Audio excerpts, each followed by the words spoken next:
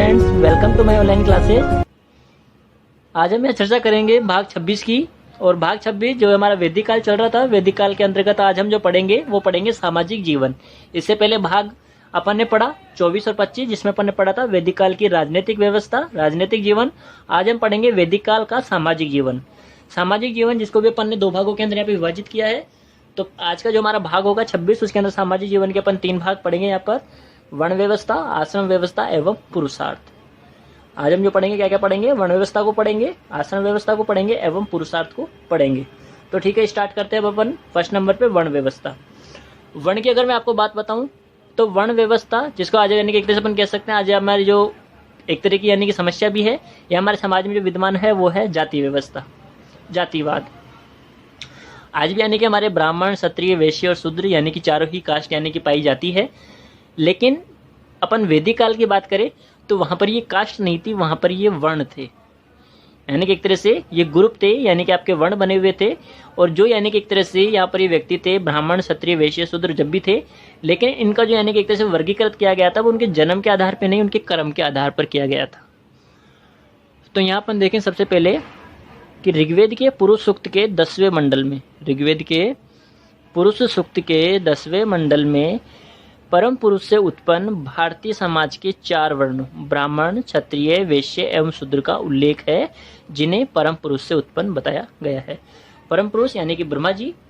तो ऋग्वेद का यानी कौन सा सूक्त, पुरुष सूक्त का जो मंडल है कौन सा, 10वां मंडल, उसमें परम पुरुष से उत्पन्न यानी कि भारतीय समाज के 4 वर्ण यानी कि ब्राह्मण, क्षत्रिय, वैश्य एवं शूद्र कहा जाता है कि यानी कि एक तरह से मनुष्य की जो उत्पत्ति हुई है किसके द्वारा की गई है, ब्रह्मा जी के द्वारा।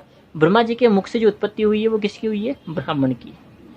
ब्रह्मा जी की अगर एक तरह से अपन बात करें कि उनके यानी कि एक तरह से छाती से यानी कि उनके हार्ट से, उनके हृदय से यानी कि एक तरह से उत्पत्ति हुई है वो किसकी, क्षत्रिय की। उनके अगर एक तरह से हाथों की अपन बात करें तो हाथों से यानी कि जो उत्पत्ति हुई है या क्षत्रिय से की तो वो बताई गई है उनकी यानी कि एक तरह से वैश्य की। एवं उनके पाँवों से जो उत्पत्ति बताई गई है वो किसकी, यानी कि शूद्र की। तो इसी प्रकार से यानी कि एक तरह से ब्राह्मण, क्षत्रिय, वैश्य, शूद्र का जन्म हुआ। ये व्यवस्था थी जो कैसी थी, आपके कर्म पर आधारित थी। इन वर्णों का मुख्य आधार व्यवसाय था। एक ही परिवार के लोग ब्राह्मण भी बन सकते थे, क्षत्रिय भी बन सकते थे, वैश्य भी हो सकते थे, या वो शूद्र भी हो सकते थे। शतपथ ब्राह्मण ग्रंथ का कथन है कि कोई भी व्यक्ति ज्ञान से ब्राह्मण बनता है, न कि जन्म से। शतपथ ब्राह्मण है, ग्रंथ है, उसका कथन क्या है कि कोई भी व्यक्ति है वो ज्ञान से ब्राह्मण बनता है, ना कि जन्म से। मान लो यानी कि एक तरह से ब्राह्मण के परिवार में जन्म हुआ और वो शाम को यानी कि एक तरह से आपके मदिरा का सेवन करता है, मांस भक्षण करता है, तो ऐसे में यानी कि वो ब्राह्मण नहीं कहलाया जा सकता। तो ऐसी स्थिति के अंतर्गत आपके वर्ण परिवर्तन उस समय में संभव था। जैसे आपके ऐत्रेय है, तो ऐत्रेय आपके ब्राह्मण ग्रंथ का कर्ता कौन है, महिदास है।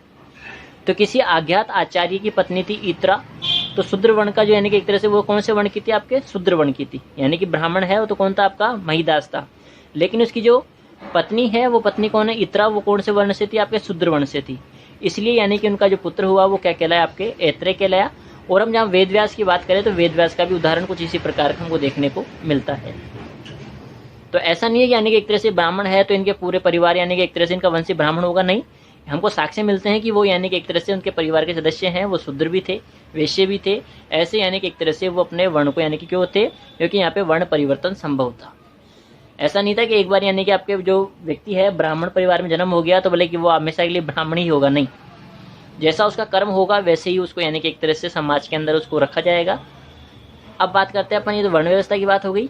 अब बात करते हैं अपन आश्रम व्यवस्था की। तो आश्रम व्यवस्था का विकास उत्तर वैदिक काल से माना जाता है। आश्रम व्यवस्था का जो विकास है कौन से काल से, उत्तर वैदिक काल से माना जाता है। उपनिषदों में अधिकांशतः पहले 3 ही आश्रम थे। आश्रम व्यवस्था का जो विकास है उत्तर वैदिक काल से माना जाता है। उपनिषदों में अधिकांशतः 3 ही आश्रम थे। ब्रह्मचर्य आश्रम था, गृहस्थाश्रम था और वानप्रस्थ आश्रम था। कौन कौन से आश्रम थे, पहले ब्रह्मचर्य, गृहस्थ और वानप्रस्थ आश्रम थे। कहाँ पर इनकी चर्चा की गई, उपनिषदों में। धर्म सूत्र साहित्य एवं स्मृति ग्रंथों में आश्रम व्यवस्था की जानकारी एवं इससे संबंधित व्यवस्थाओं का उल्लेख मिलता है। धर्मसूत्र साहित्य एवं स्मृति ग्रंथों में आश्रम व्यवस्था की क्या मिलती है, जानकारी एवं इससे संबंधित व्यवस्थाओं का उल्लेख भी मिलता है। मनुष्य की आयु 100 वर्ष मानकर उसे 4 आश्रमों में विभाजित किया गया है। मनुष्य की आयु कितनी वर्ष मानकर? 100 वर्ष मान करके उसे 4 आश्रमों में विभाजित किया गया है। प्रत्येक की अवधि 25 वर्ष यहाँ पे निर्धारित की गई है। और ये 4 आश्रम निम्न प्रकार अपन देखेंगे कि जो एक मनुष्य है, मनुष्य की जो औसत आयु यानी कि एक तरह से इन्होंने रखी है, वो कितनी रखी है? 100 वर्ष रखी है। और 100 वर्ष के हिसाब से उसको 4 आश्रम में विभाजित किया गया है। प्रत्येक की अवधि है वो कितनी है? आपके 25 वर्ष निर्धारित की गई है।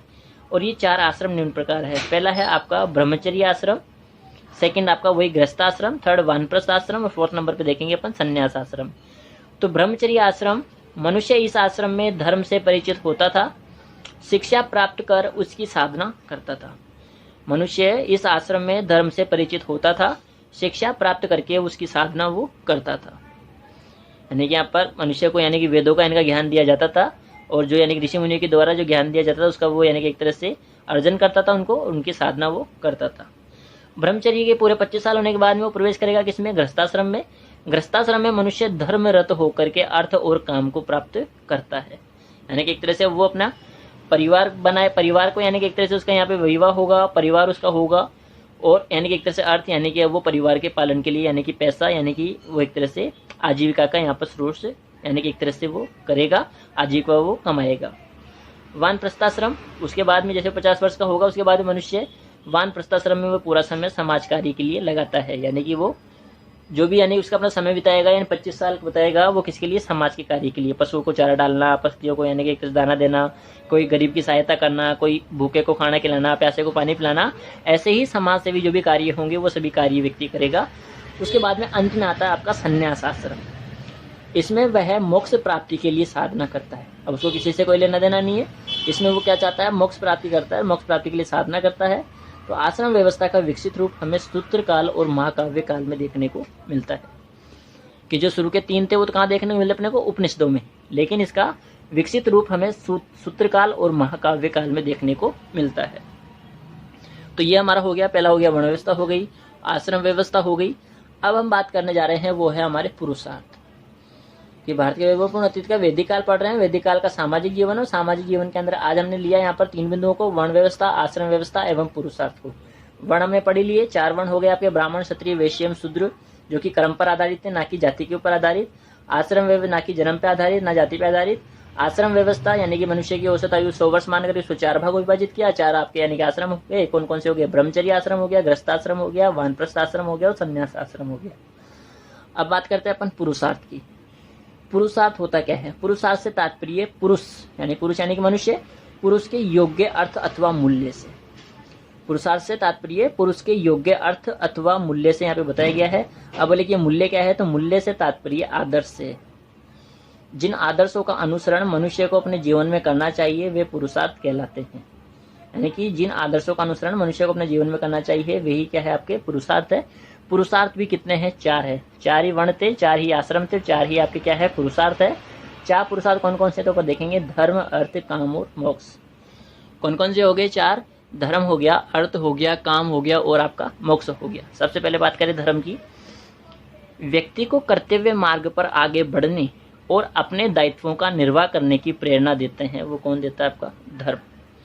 कि व्यक्ति अपने कर्तव्य मार्ग के ऊपर आगे बढ़ते रहे और अपने दायित्वों का निर्वाह करने की जो प्रेरणा है वो अपने को मिलती है इससे, यानी कि वो अपने धर्म को उसने पूरा कंप्लीट किया। अर्थ, इसका प्रयोग व्यापक अर्थ में किया गया है, अर्थात भौतिक सुखों की सभी आवश्यकताओं और साधनों का घोतक है। यानी कि इसमें पैसा कमाएगा और अपने यानी भौतिक सुखों की जो भी आवश्यकताएं साधन है उनका ये घोतक है।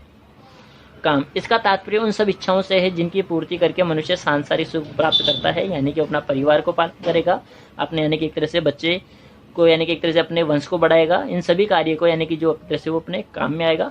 नेक्स्ट उसका जो पुरुषार्थ है वो है मोक्ष। इसका तात्पर्य हृदय की अज्ञानता का नाश करके, इसका तात्पर्य हृदय की जो अज्ञानता है उसका नाश करके जन्म मरण के चक्र से मुक्ति प्राप्त करना है। या उसे किसी मोह माया से कोई मतलब नहीं है, अब वो जन्म मरण का जो चक्र है उससे मुक्ति प्राप्त करना चाहता है।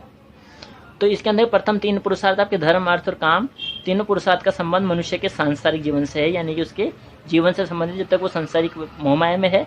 जबकि जो चौथा पुरुषार्थ का संबंध है वो अध्यात्म से है। इसमें किसी प्रकार का यानी कि आपके सांसारिक यानी कि मोहमाया, भोग विलास ऐसी कोई भी वस्तु या चीज़ यहाँ पर आपके नहीं आएगी।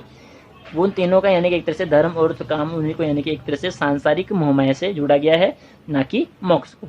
तो इसी प्रकार से भाग 26 जो कि वैदिक काल था, वैदिक काल का सामाजिक जीवन, जिसके अंतर्गत 3 बिंदुओं को अपन ने पढ़ लिया है। वर्ण व्यवस्था पढ़ा, आश्रम व्यवस्था को पढ़ा, पुरुषार्थ को पढ़ा। अब जो नेक्स्ट अपन पढ़ेंगे भाग 27, वो वैदिक काल का सामाजिक जीवन ही पढ़ेंगे, क्योंकि सामाजिक जीवन के अंदर भी हमारे और चीजें रह गई है।